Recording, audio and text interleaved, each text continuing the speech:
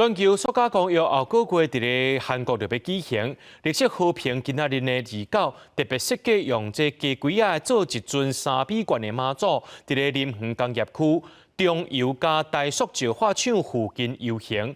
会约中央就要检讨这塑胶使用甲回收的问题以外，也积极讲这中央提出上千亿的4轻扩建计划，根本是违背净零减碳政策。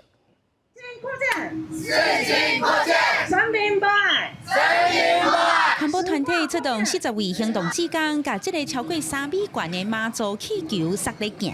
款团佮专工用卡杯气球表示反对高雄林园工业区中油甲大塑石化厂继续带来污染。塑胶业者就爱对源头减少塑胶甲相关原料的产量，嘛希望中央卖扩建新的4轻，全面检讨国内石化产能上多的问题。在4轻这边是以硒的产能为主，那在这2年呢，都从88.9下降到66.9%。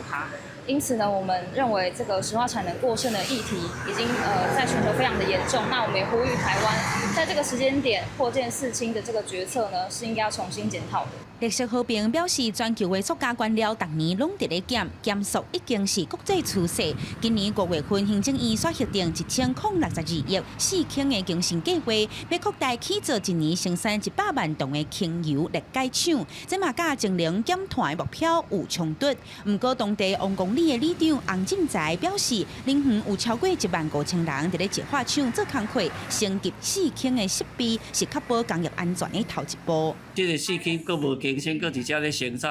若安尼好，你讲你无爱有4轻更新，惊污染环保，惊塑胶增加。你遮的工厂关起来，塑胶无做。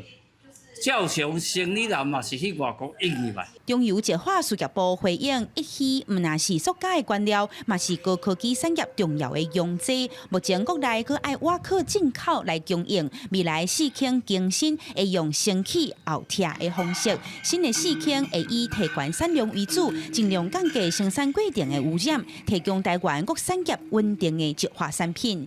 记者柯昭阳高雄报道。